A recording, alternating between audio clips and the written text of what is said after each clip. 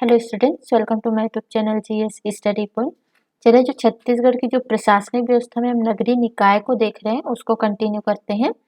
और ये जो है नगरीय निकाय का लास्ट वीडियो रहेगा। इसके बाद जो है हम पंचायती राज को स्टार्ट करेंगे। तो चलिए देख लेते हैं कौन कौन सी चीज़ें हमें इसमें याद रखनी है। इससे पहले हमने जो है नगर परिषद, नगर पंचायत और नगर निगम को डिस्कस कर लिया है। अगर आपने जो है वीडियो को नहीं देखा है तो आप चैनल के प्लेलिस्ट पे जाइएगा और वहाँ पे जो है छत्तीसगढ़ स्पेशल करके एक प्लेलिस्ट मिलेगा। वहाँ से आप जो है इससे पहले के सारे वीडियो को देख सकते हैं। तो चलिए देखते हैं नगर नेक्स्ट टॉपिक को। जो है आपके पहला देखते हैं कि निर्वाचन के लिए जो अभ्यर्थियों की सूची जो है तैयार करें। मतलब जो नगर परिषद होते हैं, नगर निगम, नगर पंचायत में जो निर्वाचन में जो पार्ट लेते हैं, जो चुनाव के लिए जो खड़े होते हैं, ठीक है, उन अभ्यर्थियों की जो सूची है उसको किस तरह से जो है तैयार किया जाएगा, तो इसको देखते हैं। तो जैसे मत पत्र का जो प्रारूप जब तैयार किया जाता है तो उसमें जो है अभ्यर्थियों का नाम जो है एक तो हिंदी वर्णमाला में होना चाहिए, जैसे आ ई उ, इस तरह से जो है आपके हिंदी वर्णमाला के अनुसार जो है नाम होगा। साथ ही साथ वो जो है देवनागरी में लिखा होगा, ठीक है।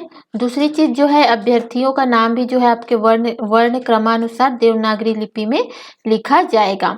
निर्वाचन के लिए प्रतीकों का आवंटन किया जाता है कि हाँ किसको जो है कौन सा चिन्ह जो है चुनाव चिन्ह चाहिए, ठीक है। तो उसके लिए आवंटन किस तरह से होगा, तो प्रत्येक नामांकन करने वाले व्यक्ति को जो है अलग अलग जो है चुनाव चिन्ह या प्रतीक चिन्ह दिया जाएगा।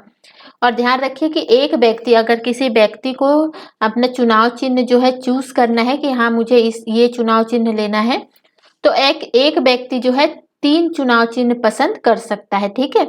और अगर एक ही प्रतीक के लिए एक से अधिक, मतलब अगर मान लो जो है कमल है, ठीक है, कमल पे अगर एक से अधिक व्यक्ति ने कहा कि मुझे जो है ये चुनाव चिन्ह चाहिए, तो उसके लिए जो है एक से अधिक व्यक्ति अगर आवेदन करते हैं तो उसके लिए क्या निकाला जाता है, लॉटरी निकाला जाता है। दोनों का नाम डाला जाएगा और चुनाव चिन्ह वहां पे डाल दिया जाएगा और जिसके नाम के साथ जो है निकलेगा उसको जो है वो चुनाव चिन्ह या प्रतीक चिन्ह जो है दे दिया जाएगा, ठीक है।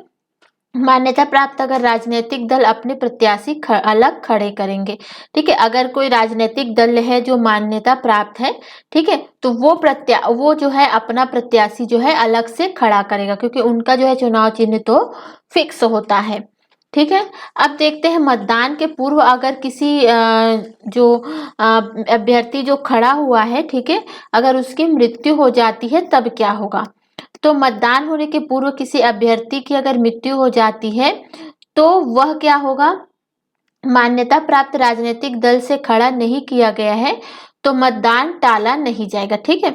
अगर कोई अभ्यर्थी है, ठीक है, और वो जो है राजनीतिक दल का नहीं है, ठीक है, जो अभ्यर्थी खड़ा है वो कोई मान्यता प्राप्त राजनीतिक दल का नहीं है और उसकी मृत्यु हो जाती है किसी कारणवश, तो जो मतदान है वो टाला नहीं जाएगा। या इसको आपके एग्जाम में जब दिया जाता है तो प्रत्यादृष्ट करके दिया जाता है, इसको जो है टालना जो है कहते हैं, ठीक है।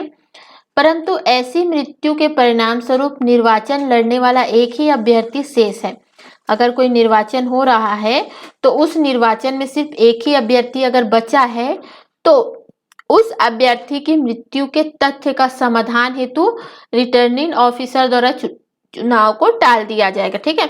अगर 4 व्यक्ति खड़े हैं, ठीक है, 3 की मृत्यु हो जाती है, एक बचा है, तो अब जो है उस मृत्यु का जो है तथ्य के लिए, सबूत के लिए रिटर्निंग ऑफिसर जो है चुनाव को टाल देंगे, ठीक है। तथा जिला निर्वाचन अधिकारी के माध्यम से रिपोर्ट जो है किसको देंगे, निर्वाचन आयोग को, ठीक है। जो भी रिपोर्ट तैयार किया जाएगा उस रिपोर्ट को जो है निर्वाचन आयोग को वो सौंप देगा।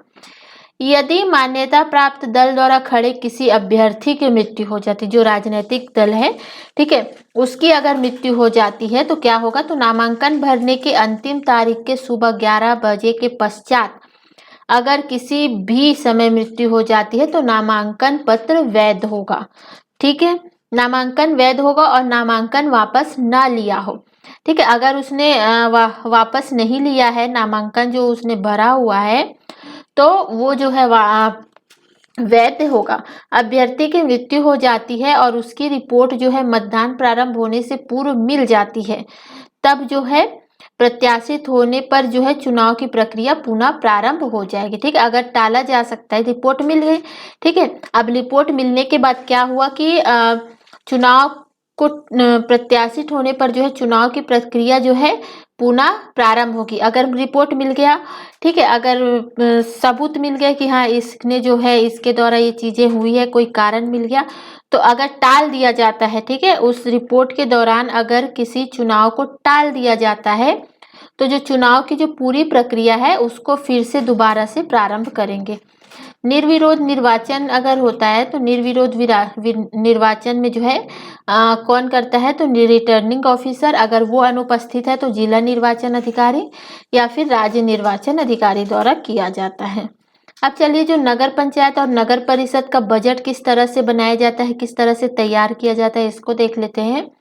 तो इसको जो है बजट है, पूरे साल का जो आय व्यय का ब्यौरा है, ठीक है, या प्राकलन जो है कौन तैयार करता है, जो मुख्य नगर पालिका अधिकारी होते हैं वो तैयार करते हैं। और ये हर वर्ष, प्रत्येक वर्ष जो है जनवरी के प्रथम दिन ही कर लेते हैं।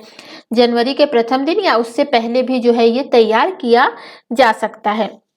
उसके बाद जो है वित्त समिति या प्रेसिडेंट इन काउंसिल के सामने जो है ये जो है जो तैयार किया गया है आय व्यय का ब्यौरा, जो बजट तैयार किया गया है उसको जो है रखवाता है। ठीक है, अब जो प्रेसिडेंट इन काउंसिल है या जो वित्त समिति है वो क्या करती है, उस बजट प्राकलन पर विचार विमर्श करती है। और अगर उनको लगता है कि इसमें कुछ परिवर्तन होना चाहिए तो वो जो है उस पर परिवर्तन करती है। और ये जो है वो 31 जनवरी तक उसके पास इसका समय होता है। ठीक है, बजट प्राकलन जो है फिर उसके बाद परिषद के समक्ष रखा जाता है।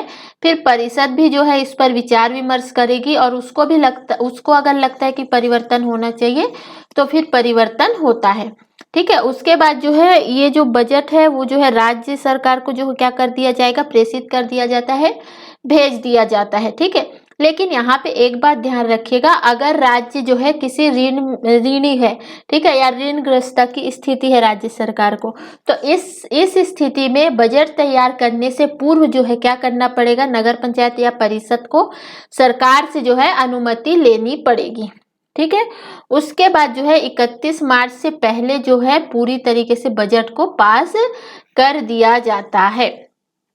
परंतु कोई भी प्राकलन तब तक अनुमोदित नहीं किए जाएंगे जब तक ऐसा उपबंध ना किया गया हो कि परिषद के अपने खाते में वर्ष के अंत में कम से कम इतनी रकम अधिशेष रह जाए, ठीक है, जितनी इस नियमित विहित की जाए। आगे देखते हैं नगर निगम बजट। नगर निगम का जो बजट है वो क्या होगा, तो इसको तैयार करेगा जो नगर निगम आयुक्त है। और ये जो है प्रतिवर्ष 30 नवंबर तक जो है बजट को, आय व्यय के ब्यौरा को जो है तैयार करता है। उसके बाद ये मेयर इन काउंसिल को देता है। मेयर इन काउंसिल जो है उस पर विचार विमर्श करती है। अगर उसको लगता है कि उस पर कोई संशोधन किया जाना चाहिए तो वो जो है संशोधन किया जाता है, परिवर्तन किया जाता है। और ये जो है 15 जनवरी तक जो है मेयर इन काउंसिल इसको तैयार करती है या वापस देती है। उसके बाद जो है ये जो है निगम के पास जो है बजट को भेजा जाता है। निगम जो है इस पर विचार विमर्श करेगी, चर्चा करेगी। और ये जो है उनके पास कितना टाइम रहता है, तो 15 फरवरी तक उनके पास टाइम रहता है। ठीक है, और अगर निगम को लगता है कि उस पर कोई परिवर्तन होना चाहिए तो उस पर कुछ परिवर्तन करने के लिए या उस पर जो है पुनर्विचार के लिए जो है मेयर इन काउंसिल को निगम जो है उसको भेज देता है। ठीक है, फिर बाद में जो है निगम जो है बजट को पारित कर देता है 31 मार्च तक। अगर नहीं पारित होता है तब मेयर इन काउंसिल जो है अनुशंसाएं स्वीकार करती है या फिर इसको फिर बाद में जो है पास कर देती है। ठीक है, अगर नहीं पारित हो पा रहा है निगम द्वारा बजट तो मेयर इन काउंसिल जो है जितनी भी उसमें अनुशंसाएं हैं, जितने भी परिवर्तन किए गए हैं उसको जो है स्वीकार कर लेती है और फिर जो है वो उसको पास कर देती है बजट को। ठीक है, तो नेक्स्ट वीडियो में हम जो है पंचायती राज को देखेंगे। वीडियो पसंद आता है तो वीडियो को लाइक जरूर कीजिएगा। Thank you for watching.